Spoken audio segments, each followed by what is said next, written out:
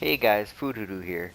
In this guide we're going to take a look at what a tank needs to know when fighting Ifrit Extreme mode.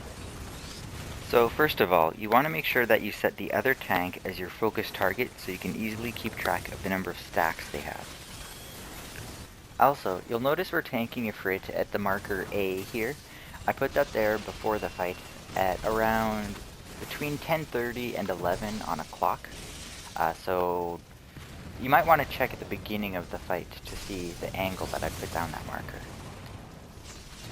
Okay, so now for actually tanking this fight. This fight feels pretty similar to Titan Extreme mode, for the tank at least, in that there's no main tank or off tank. Instead, the two tanks simply tank swap once the other tank reaches 3 stacks of vulnerability. For positioning, it's useful to have the two tanks separated by about a 90-degree angle in front of Ifrit.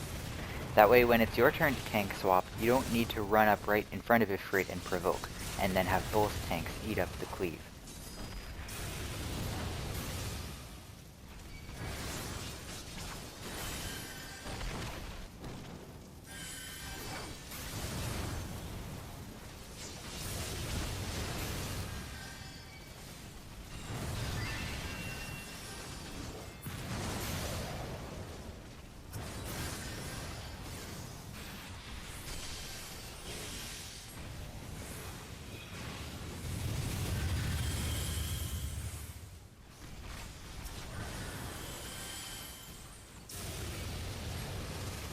Okay, so you can see with the Radiant Plume right here, why we placed the marker here at the beginning of the fight. That's going to be where the safe place is, regardless of where Ifrit is positioned. So if you're fighting him at the wrong spot, it'll be too hard for everybody to run to that safe spot.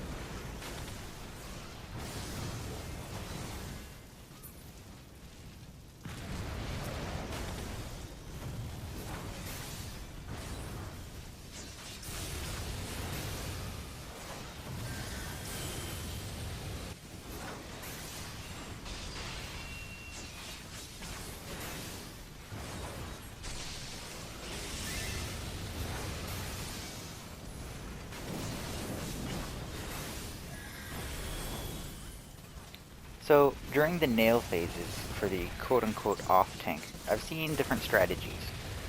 Either you can join the DPS and circle around the room attacking the nails. Problem with that is that as the quote-unquote off tank, you'll be the target of a single eruption. So it means that everyone needs to be able to dodge that. Alternatively, if you have the DPS, you can simply stay on Ifrit and let the DPS handle the nails, or attack a very nearby nail.